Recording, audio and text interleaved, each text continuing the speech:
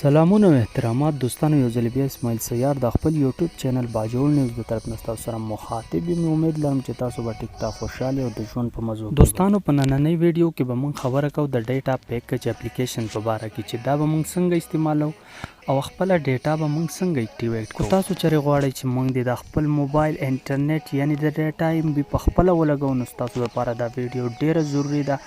زه به تاسو ته په دې ویډیو کې هغه اپلیکیشن ښیم چې په هغې کې ډېرې ښکلي آفرې دي د ډیټا په باره کې. خو ستاسو نه زما یو ګزارش دی، که چېرې تاسو زما چینل باجوړ نیوز نه سبسکرایب کړی نو پلیز زما چینل سبسکرایب کړئ، د غنټۍ نشان ووهئ چې تاسو ته دغسې د معلوماتي ویډیو نوټیفیکیشن د ټولو نه مخکې درځي. نو راځئ چې زه تاسو ته وښیم چې تاسو به د اپلیکیشن څنګه ډاونلوډ کوئ. نو تاسو به د ټولو نه مخکې لاړ شئ د خپل موبایل پلی سټور ته. په پلی سټور کې به ولیکئ جیز ډیټا پیکج. چې تاسو جیز ډیټا پیکج سرچ کړئ نو تاسو ته به څه داسې قسم انټرفیس راشي.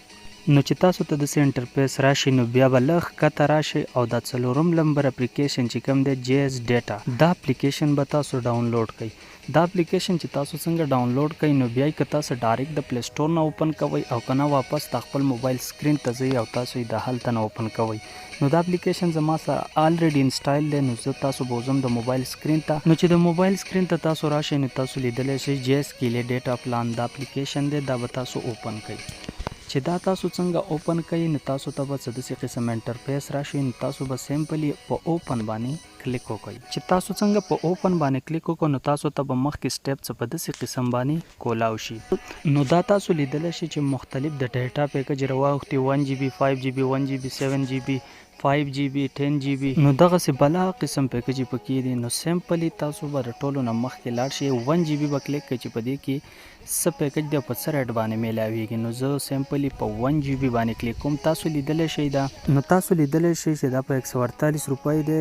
1 GB دی 100 منټ دی ورسره او 30 دن دی 24 ور به چلیږي. دا پر لګولو لپاره سٹار 123 سٹار 148 هیش دی. پر ختمولو دپاره سٹار 8444 به ووایي نو پر به ختم شي. نو دغسې نیکسټ پیکج په 2 نمبر باندې چې کوم دی 5 GB دی. نو زه دا اوپن کوم. تاسو لیدلی شئ چې د دې پرایس 99 روپۍ دی. 2 ورځو دپاره دی 24 ور به چلیږي. سٹار 660 به ووایي دا پر به ولګوئ او سٹار 660 باندې واپس تا کینسل کېږي. نو اوس 3 نمبر پیکج ګورو چې په دې کې څه دي. په 3 نمبر پیکج کې 1 GB دی. دا ګورو چې دا په څه ریټ دی. په 16 روپۍ دی. 24 ور به چلیږي. سٹار 968 ووایي نو دا پر به ولګي.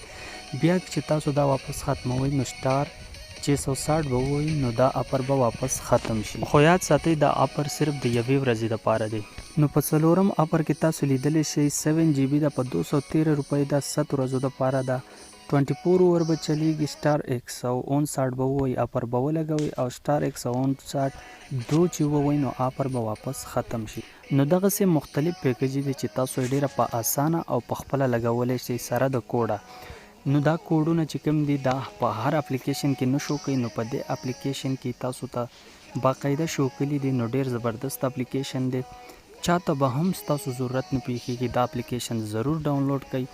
زموږ ویډیو تر دغه حده پورې وه. انشاءالله د یو نوي ویډیو سره به یو ځلې بیا زه ستاسو سره مخاطب کیږم. تر هغې د نه غواړم اجازت د لوی الله په امان.